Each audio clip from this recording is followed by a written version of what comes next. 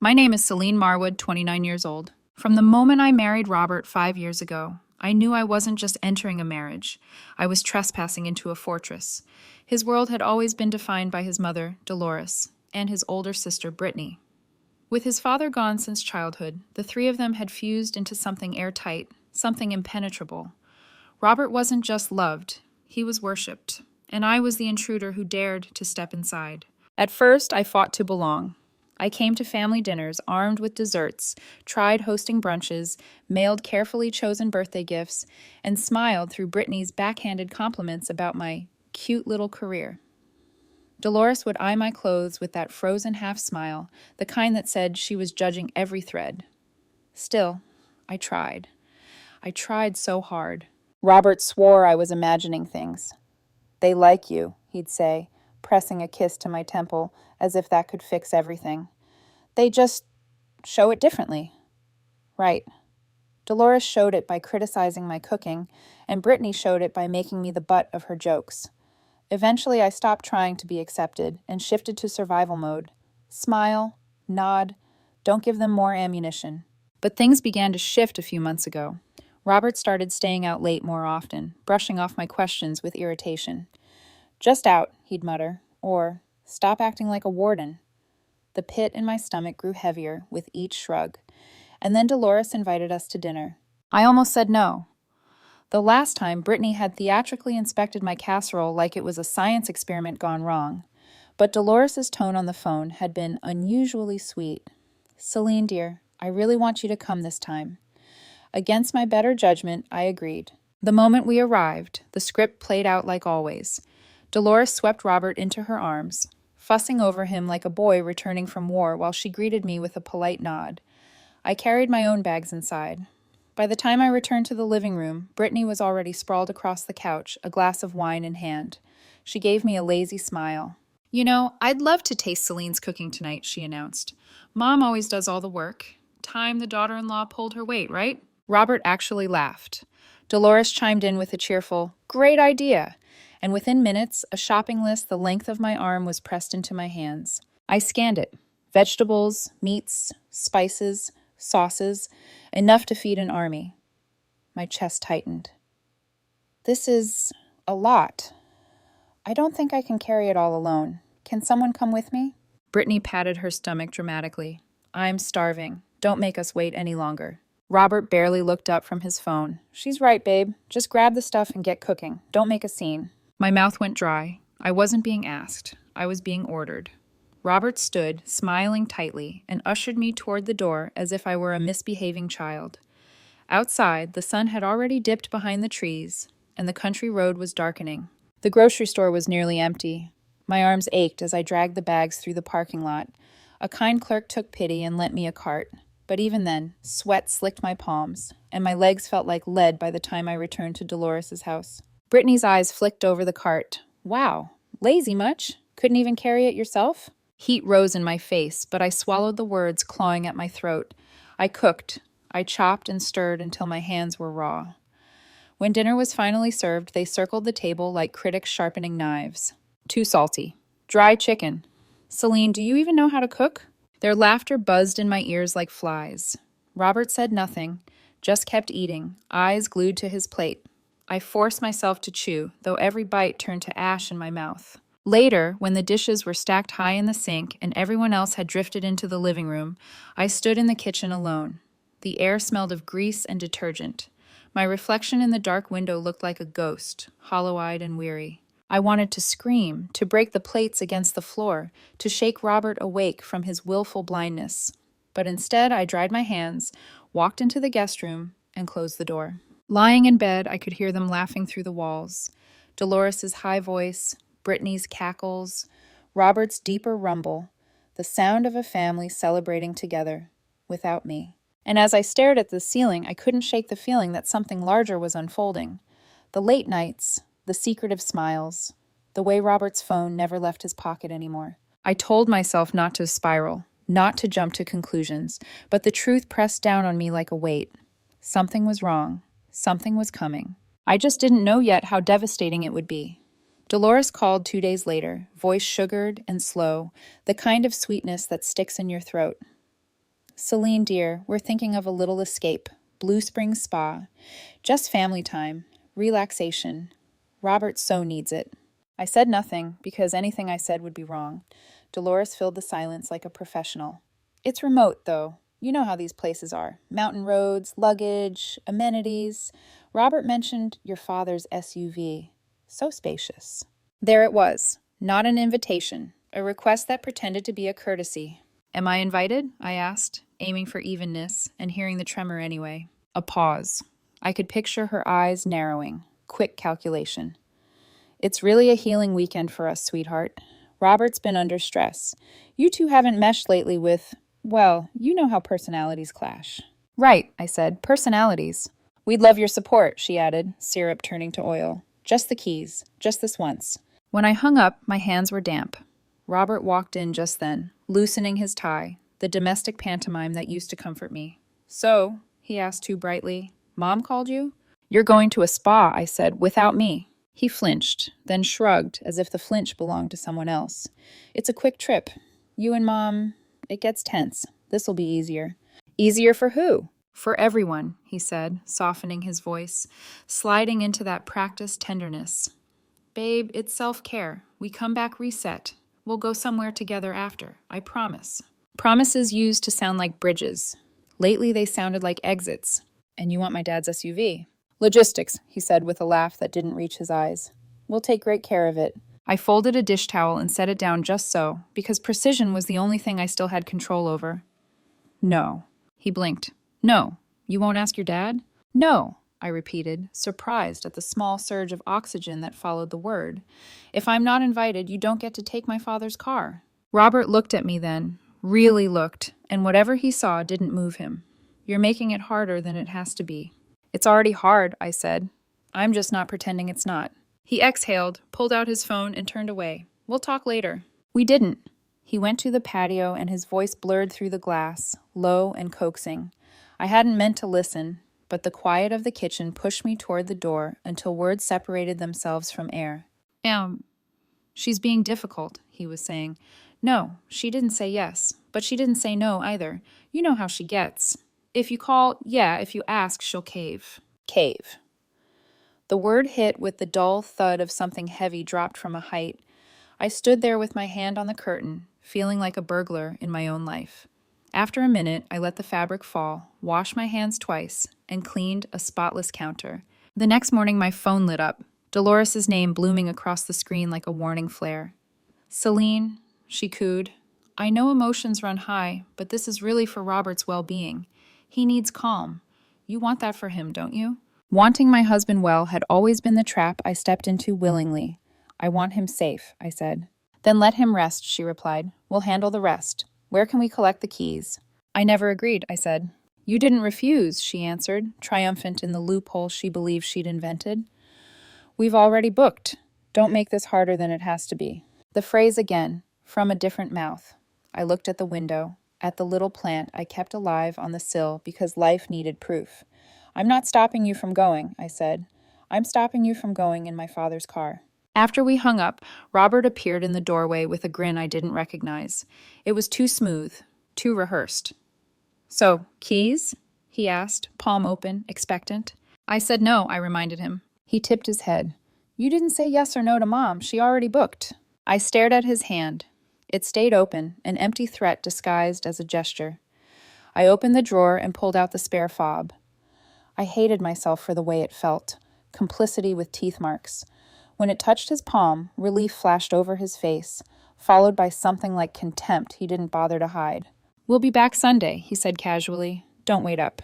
They left Thursday at dawn.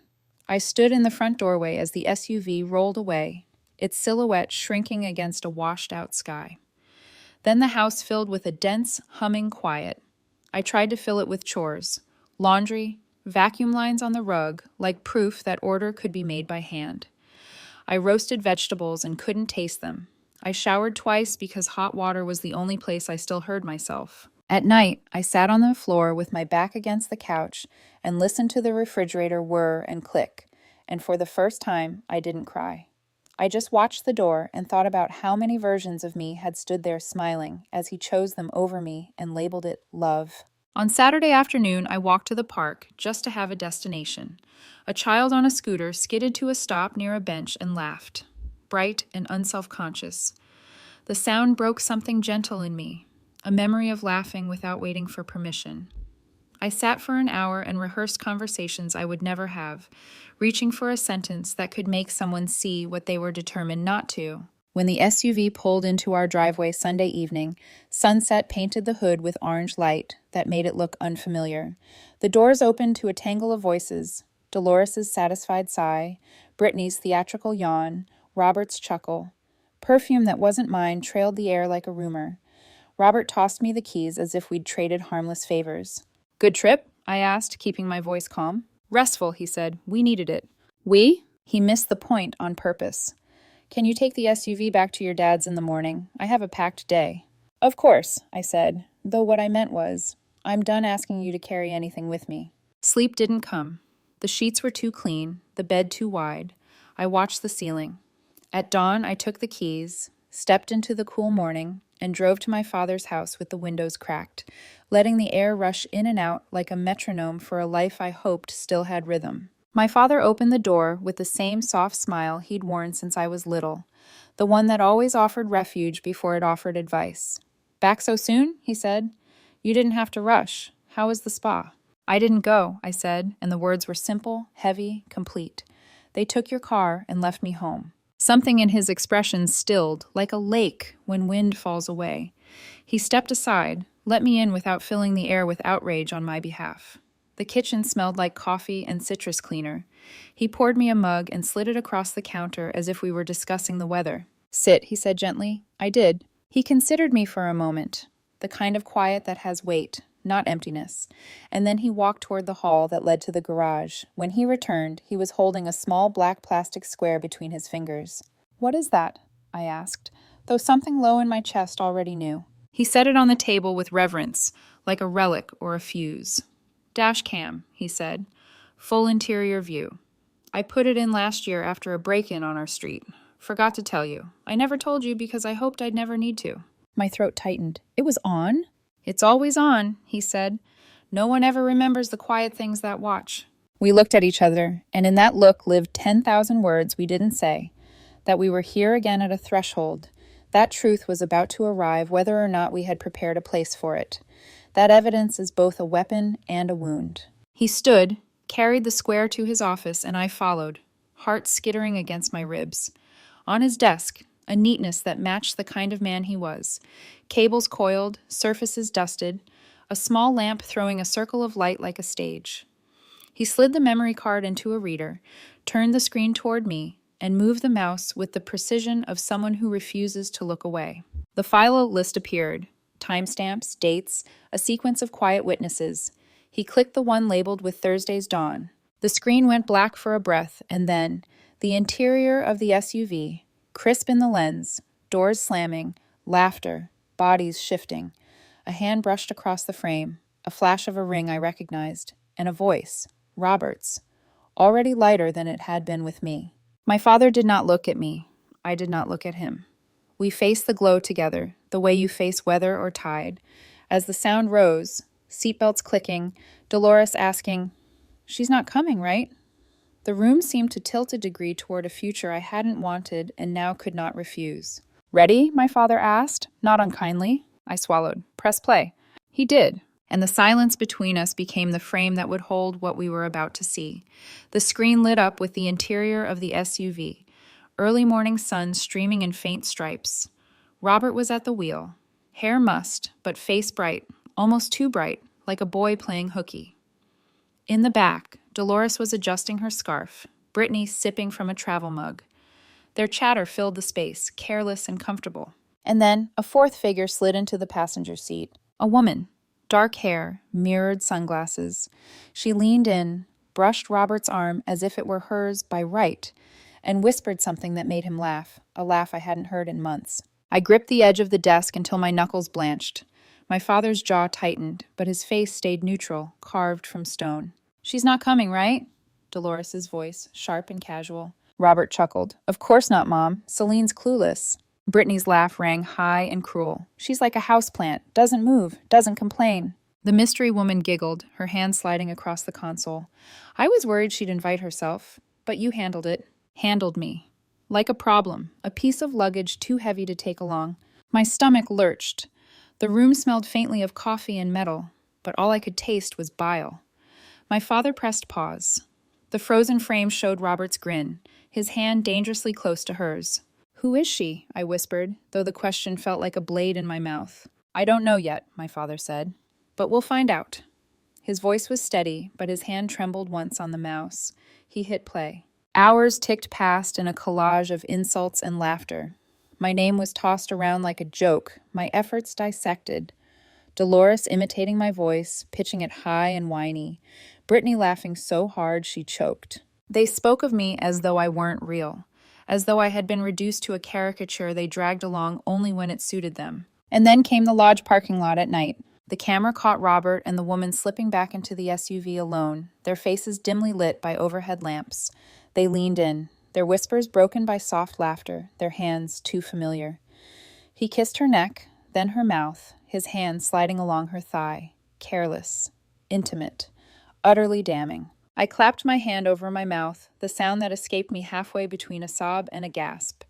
My father reached across, not to comfort, but to anchor, his palm flat against the table, steady. She's his mistress, he said flatly. He brought her along, in your father's car, while you stayed home.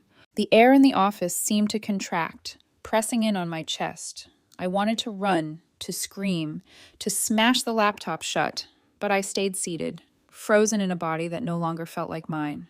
What do we do? My voice came out thin, shredded. He closed the laptop with a click that echoed like a gavel. We go over there, we show them this, and we see what they do when the joke's on them. Robert opened the door in sweatpants, hair disheveled, his expression halfway between irritation and confusion. His gaze faltered when he saw my father standing beside me, laptop case in hand. What's going on? He stammered. Sit down, my father said. Calm, too calm. The kind of calm that made Robert instinctively take a step back. We walked into the living room.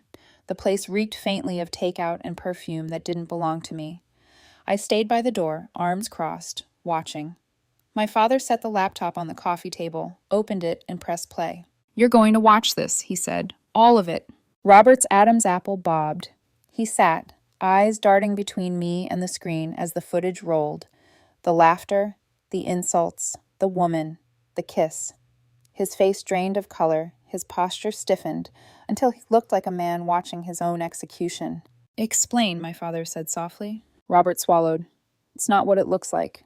Then what is it? My father's voice cracked like a whip. Silence. Who is she? Robert shifted, eyes flicking to me for mercy. I gave him none. Answer me, my father snapped, the words cutting the air. Robert's lips parted, then closed again. His face sagged. Call your mother and your sister, my father said. Now. Why? Now, or I walk out with this laptop. The ultimatum landed like a hammer. Robert fumbled with his phone, muttering into the receiver. You need to come over. Now. Half an hour later, Dolores and Britney arrived.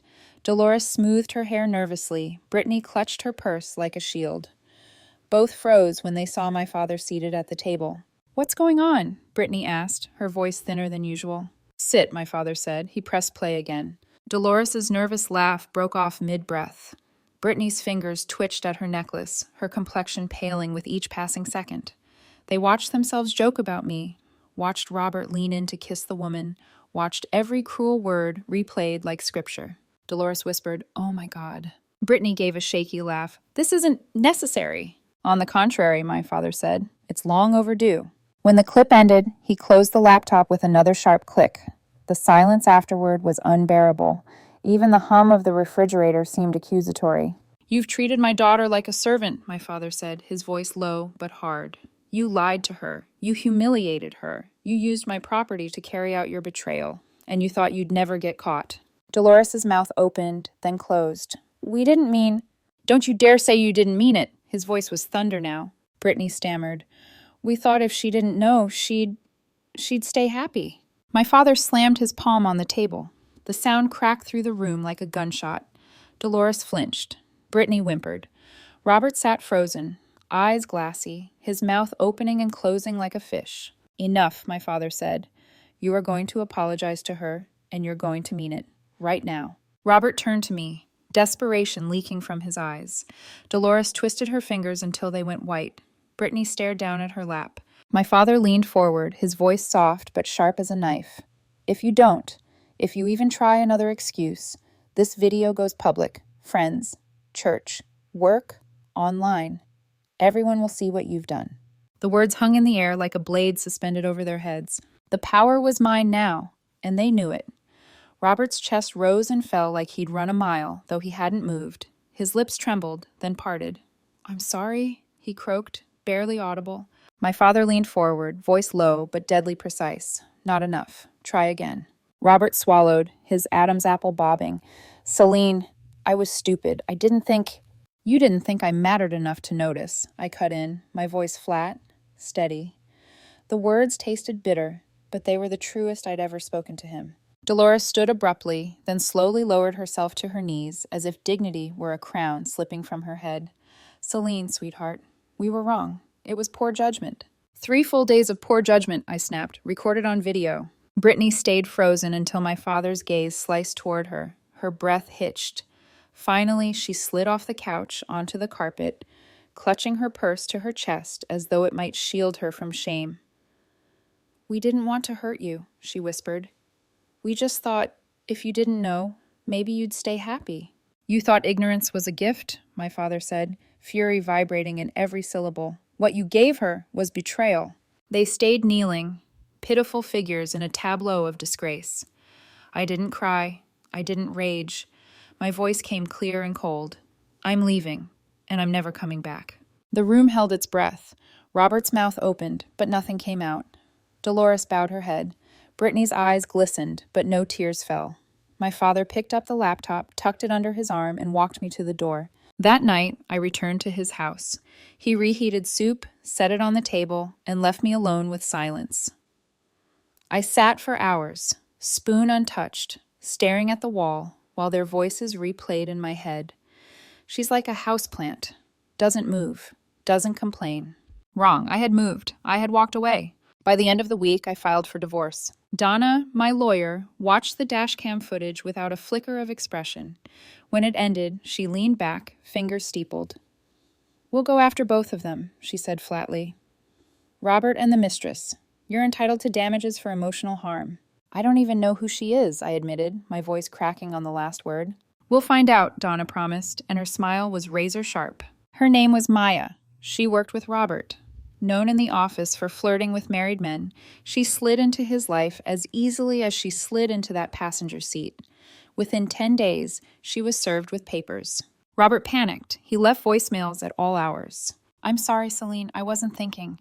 Please, don't do this. We can fix it." Then, "You're ruining my life over one mistake. You think you're perfect?"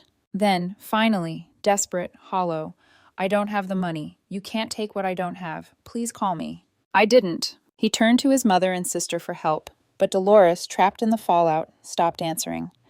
Britney blocked him entirely. When they realized Maya's presence in the car made her legally liable too, their sympathy vanished. Dolores finally said, "You made your bed, Robert. Lie in it." Within a month, Robert was living in a friend's garage, working warehouse shifts. No rent money, no lawyer. His reputation shredded by whispers that spread just enough. Never posted online, but carried in lowered voices at church, at work, in the neighborhood. Even Maya ghosted him once the papers landed. Dolores and Britney didn't escape either. They moved out of their 2-story house into a cramped apartment across town, curtains drawn, holiday decorations boxed away forever. No more parties, no more smug Sunday dinners. Just silence. As for me, I took time. My father stood steady beside me, never pushing, never pitying. I picked up a remote bookkeeping job. On Tuesdays, I joined a ceramics class. My fingers were clumsy, my bowls uneven, but each piece that spun from the wheel was something I had shaped, something fragile yet mine. One afternoon, a message appeared from an old friend. Colin. He'd been one of Robert's basketball buddies years ago. We hadn't spoken since the wedding. "Saw your name in court records. Just wanted to say you deserved better. If you ever want coffee." At first, I ignored it. But the next day, I replied. Coffee became lunch. Lunch became weekends. Weekends became something steadier. Colin never asked for details I wasn't ready to share. He listened when I spoke. He laughed at my uneven pottery mugs as though they were treasures. He cooked dinner without being asked. There was a gentleness to him, the kind of quiet strength I never knew I'd been missing. One Sunday morning, we sat together on a park bench. The air was rich with damp earth and the sweet smell of jasmine. He handed me a small box. Inside was a silver pendant, simple, engraved with one word, still. Still here, still standing, he said softly. I didn't cry. I smiled. People sometimes ask if I ever ran into Robert again. I did. Months later, at a discount grocery store, he carried 2 plastic bags, shoulders slumped beneath a worn backpack. His eyes met mine for a split second, then dropped. He kept walking. So did I. I wasn't angry. I wasn't bitter. I was free. There's a moment after everything breaks when you realize you survived. You were the one they tried to silence, humiliate, erase. But you walked out. You stood up. You watched the truth explode like fireworks, and then you got to rebuild. I lost a husband, but I found myself. They thought I'd stay quiet forever. They were wrong.